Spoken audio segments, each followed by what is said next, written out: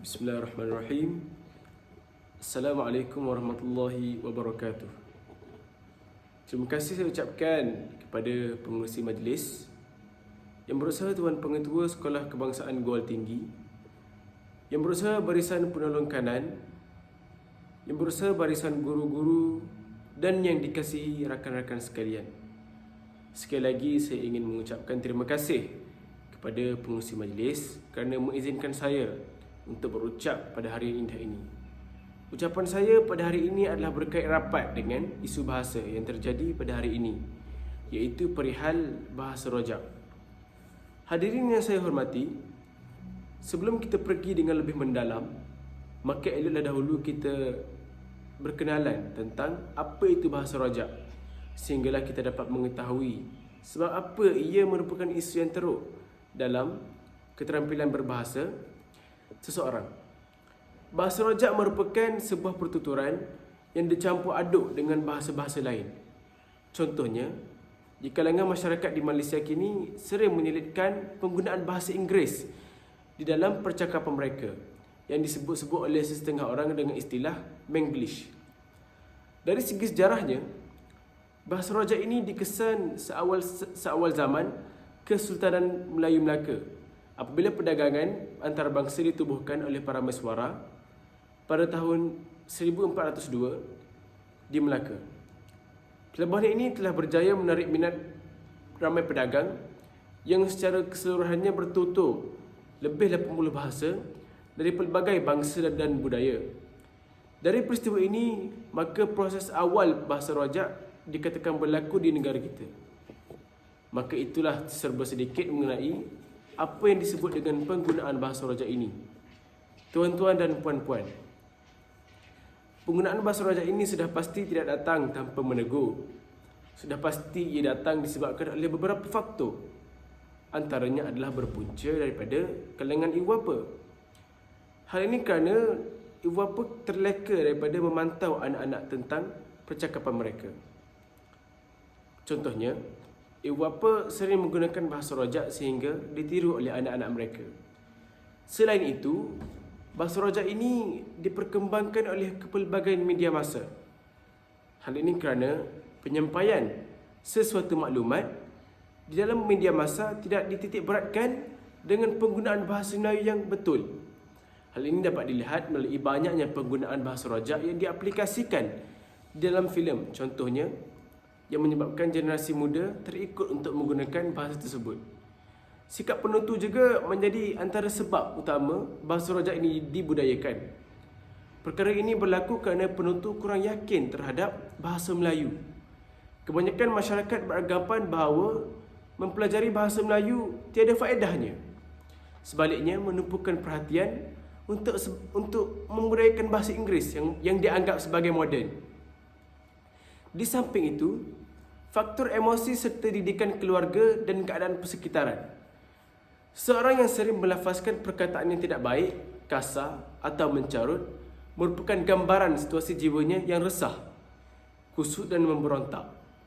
Oleh hal yang demikian, bahasa rojak akan dikeluarkan secara langsung apabila emosi sedang bergelora, terutamanya kurangnya semangat patriotisme dalam kalangan masyarakat Malaysia juga menjadi penyebab berlakunya perkembangan bahasa rojak. Hal ini demikian kerana masyarakat kurang menjiwai dan sayang akan bahasa Melayu sebagai bahasa ibunda. Jika kita melihat sikap penduduk di Perancis, mereka tidak akan melayan bahasa asing yang bertutur dalam bahasa Inggeris. Sebaliknya, jika kita sendiri bertutur dalam bahasa Melayu di sana, mereka akan melayan kita dengan sebaik mungkin disebabkan kita mengaplikasikan bahasa kita sendiri. Sifat cinta akan bahasa sendiri inilah yang perlu diwujud dalam diri setiap masyarakat Malaysia. Seseorang rakyat yang mencintai negaranya pasti tidak akan mengabaikan bahasa kebangsaannya.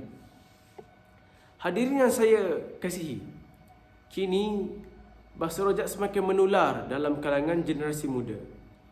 Bahasa rojak digunakan secara meluas, terutamanya dalam kalangan remaja di bandar dan terutama di Malaysia, sekaligus membimbangkan orang dewasa tentang penggunaan bahasa Melayu yang betul. Manakala tidaknya, bahasa rojak ini mendatangkan pelbagai implikasi dalam keterampilan berbahasa seseorang. Antara kesannya adalah menurunkan kedudukan bahasa Melayu dan seterusnya negara memiliki bangsa yang gagal berkomunikasi dengan baik. Hal ini berlaku kerana selitan campuran bahasa dalam percakapan menyebabkan bahasa Melayu tidak dapat dimartabatkan dengan baik. Selain itu, ia akan menyebabkan berlakunya suasana yang tidak tenteram di kalangan masyarakat. Hal ini berlaku disebabkan oleh berlakunya salah faham sesama masyarakat yang mungkin disebabkan pertuturan yang sulit difahami dan sebagainya, menyebabkan perasaan seseorang mungkin terguris dan menyimpan dendam. Penggunaan bahasa rojak ini juga boleh menyebabkan boleh menjejaskan pembelajaran di peringkat sekolah. Hal ini dikatakan demikian kerana para pelajar yang terpengaruh dengan bahasa rojak akan mengaplikasikan penggunaannya di dalam penulisan bahasa Melayu. Contohnya, penggunaan singkatan perkataan yang mengarut dan ejaan perkataan yang entah dari mana datangnya. Tambahan pula, penggunaan bahasa rojak dan bahasa singkatan akan menyebabkan pengguna kelihatan tidak serius.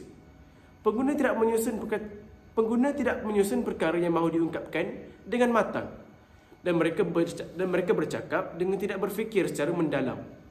Misalnya, apabila seseorang pelayan menggunakan kata ganti nama you bahasa Inggeris kepada pelanggannya, dia merasakan dia sama taraf dengan pelanggan. Oleh itu, dia akan berlagak bahawa dia wajar menjawab kata-kata pelanggan.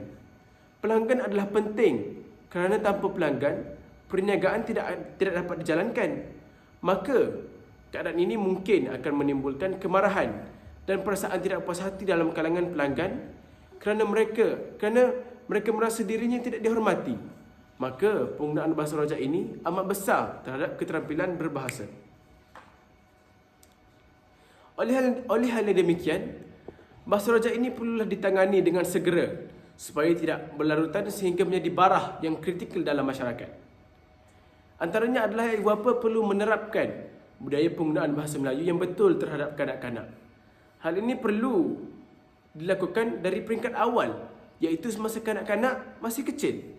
Penggunaan bahasa Melayu yang betul daripada ibu bapa akan dapat mengelak penggunaan bahasa rojak dalam kalangan anak-anak daripada terus berleluasa. Bak kata pepatah, melentur buluh, biarlah dari rebungnya. Selain itu, sikap menganggap bahasa Melayu kolot dan tidak standard harus dihapuskan. Alasan yang menyatakan bahawa bahasa Melayu tidak mempunyai perbendaharaan kata yang cukup untuk mengungkapkan sesuatu idea tidak boleh diterima. Masyarakat seharusnya menyanjung tinggi bahasa ibunda agar ia didaulatkan dan digunakan oleh setiap manusia.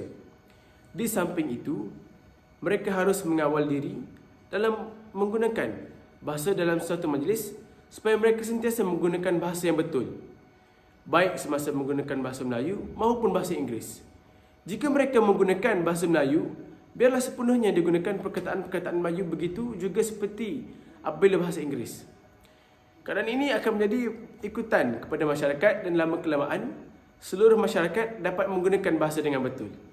Akhir sekali, peranan media massa merupakan medium yang penting untuk membendung masalah ini daripada berlarutan. Pihak bertanggungjawab terhadap media perlu pihak yang bertanggungjawab terhadap media perlu menitik beratkan penggunaan bahasa di setiap program bahawa perkara ini dapat Pihak bertanggungjawab terhadap media perlu menitik beratkan penggunaan bahasa di setiap program seperti filem dan sebagainya. Maka jelaslah bahawa perkara ini dapat dibendung dengan tanggungjawab yang diambil setiap pelosok individu.